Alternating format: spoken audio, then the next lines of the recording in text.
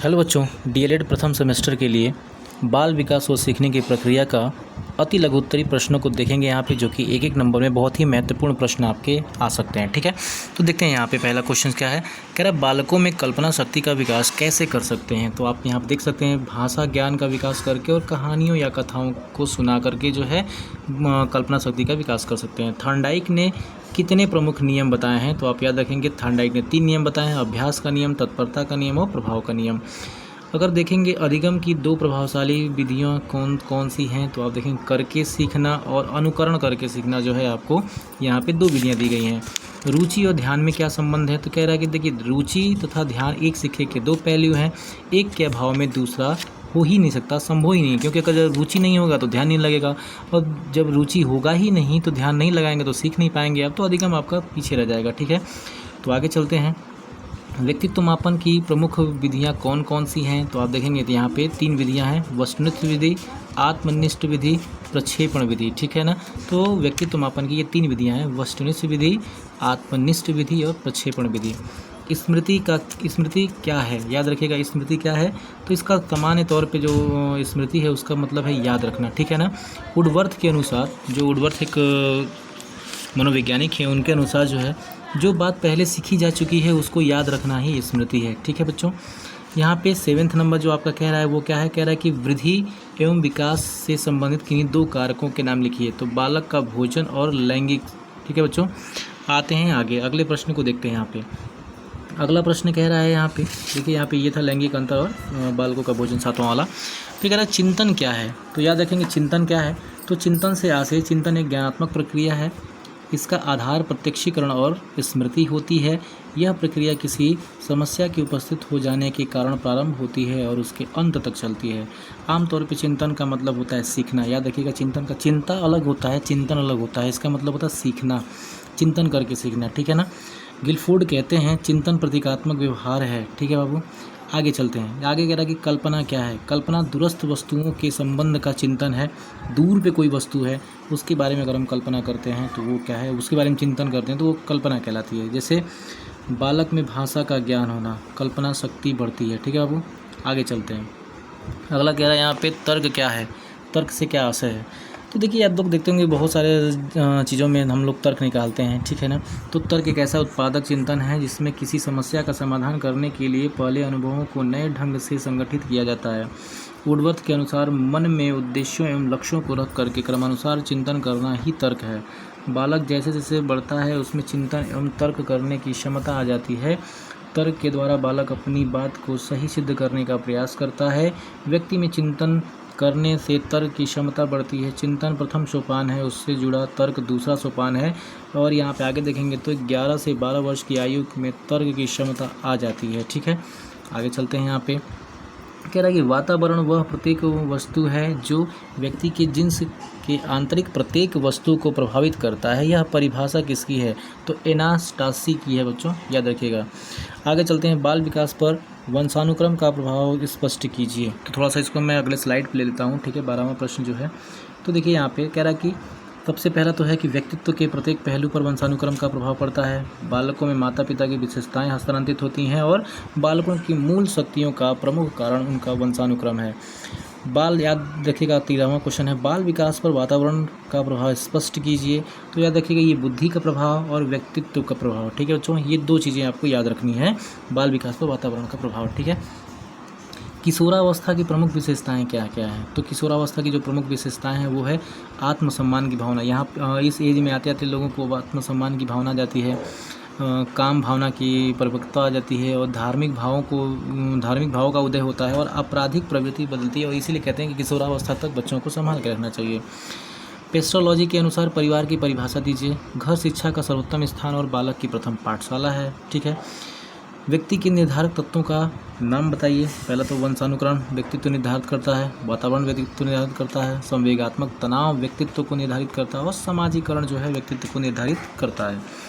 तो आगे देखते हैं। यहाँ पे कह रहा है कि रुचि की किन्हीं 2 विशेषताओं का वर्णन कीजिए। तो याद रखेंगे एक रुचि ज्ञान पर आधारित है और रुचि एवं ध्यान एक ही सिक्के के 2 पहलू हैं, याद रखिएगा।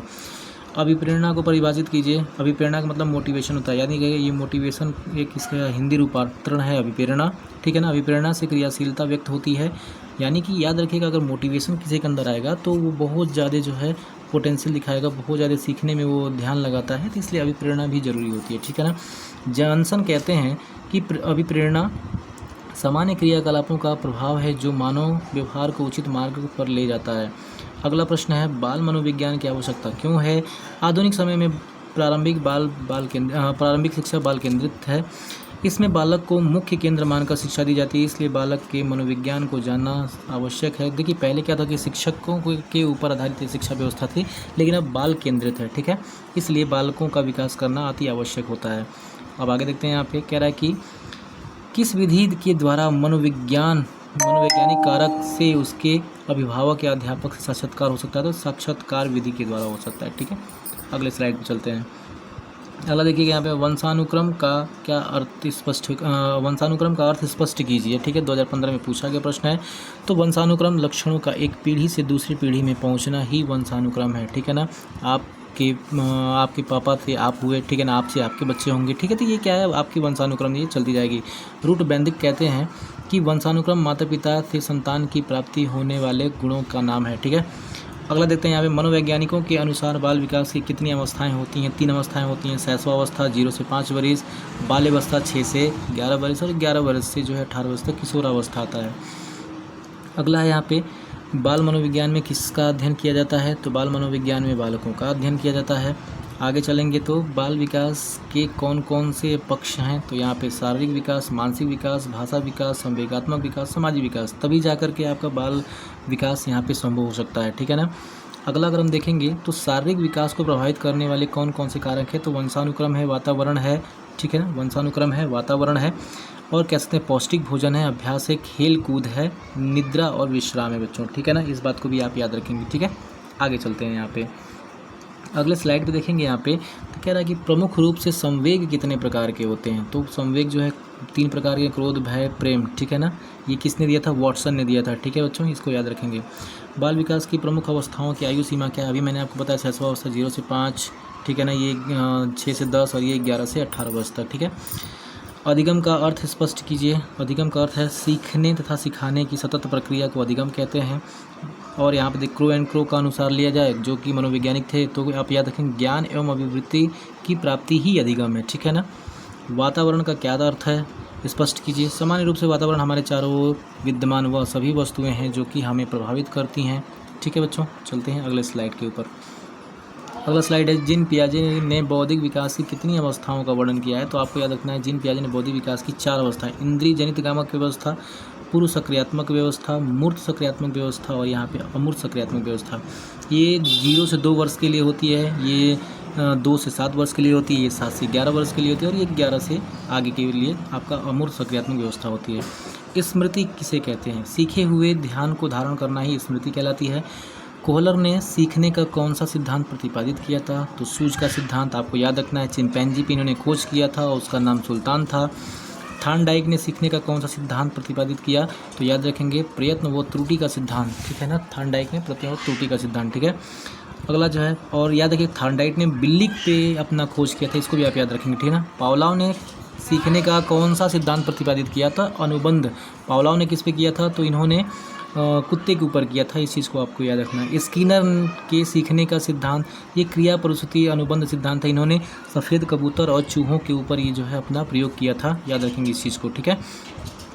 अवधान क्या है? चेतना का केंद्रीकरण ही अवधान होता है, इस चीज़ को भी आप याद रखेंगे।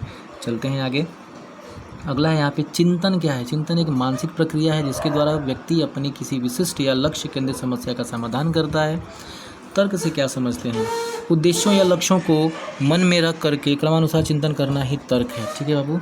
कल्पना किसे कहते हैं? परोक्ष वस्तुओं के संबंध में चिंतन करना ही कल्पना होती है, पीछे हमने देखा था।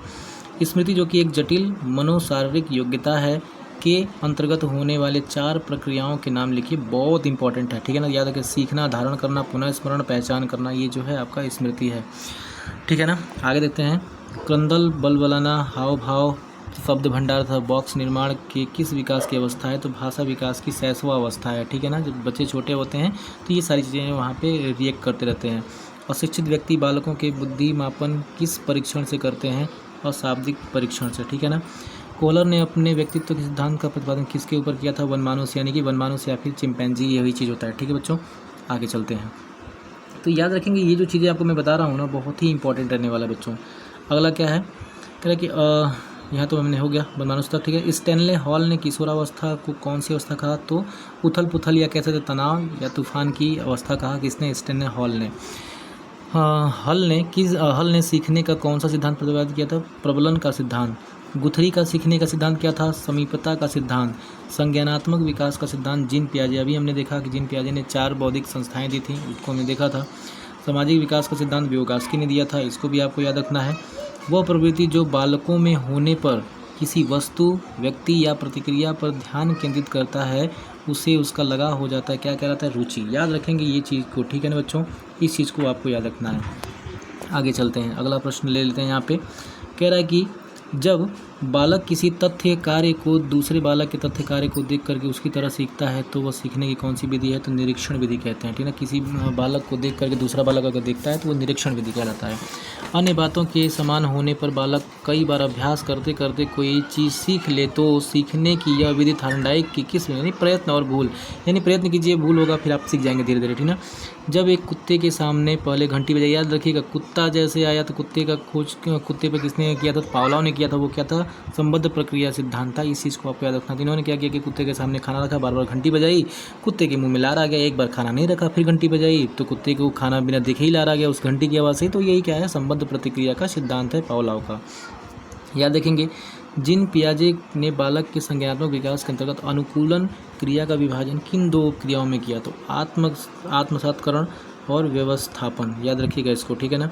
जीन पियाजे द्वारा प्रतिपादित बालक के संज्ञानात्मक विकास से तीसरी अवस्था मूर्त सक्रियात्मक काल, मैंने आपको बताया ना 4 अवस्थाएं थी। इंद्रियगामक जनित व्यवस्था, फिर से पूर्व सक्रियात्मक अवस्था और मूर्त सक्रियात्मक अवस्था, और एक था अमूर्त सक्रियात्मक अवस्था, ठीक है ना। तो वो मूर्त वाला तीसरा है, याद रखेंगे इस चीज़ को, ठीक है बच्चों। तो आपको ध्यान में रखना है सारी चीज़ों को। फिर अगला क्या दिया गया यहाँ पे? ये तो हो गया। बालक के संवेग विकास से संबंधित विकासात्मक सिद्धांत का प्रतिपादन किसने किया? जीन पियाजे ने विकासात्मक सिद्धांत का प्रतिपादन किया है। गिलफोर्ड ने बुद्धि के त्रिआयामी सिद्धांत के अंतर्गत किन 3 विधाओं में मानसिक योग्यता को वर्गीकृत किया है? तो याद रखिए विषय, वस्तु, संक्रियाएं, उत्पाद, ठीक है। युंग ने सामाजिक अंतरक्रिया के आधार पर व्यक्तित्व को किन किन भागों में वर्गीकृत किया है? तो आप याद रखेंगे अंतर्मुखी, बहिर्मुखी, उभयमुखी, ठीक है ना। व्यक्तित्व को यानी कि याद रखिएगा ये युंग, ठीक है ना। अंतर्मुखी, बहिर्मुखी और उभयमुखी। वो मानसिक प्रक्रिया जिससे संगठित और व्यवहारिक रूप में किया जाता है वो क्या कहलाता है? याद रखिएगा, कह रहा है कि वो मानसिक क्रिया जिसमें संगठित है ये तर्क कहलाती है। सीधे सीधे याद रखिएगा ये तर्क कहलाती है, ठीक है बच्चों। तो आगे जो है इतना ही आज के लिए रह देते हैं, क्योंकि आज का वीडियो जो है बहुत ही छोटा है और इसमें हमने लगभग 60 प्रश्नों को देखे हैं। तो आप लोग जो है ये आपके एग्ज़ाम में जो 1 नंबर के क्वेश्चन हैं बहुत इंपॉर्टेंट है। कल मैं आपको जो है इसका लघु उत्तरी भी करा दूंगा। तो आज के लिए इतना ही। जय हिंद।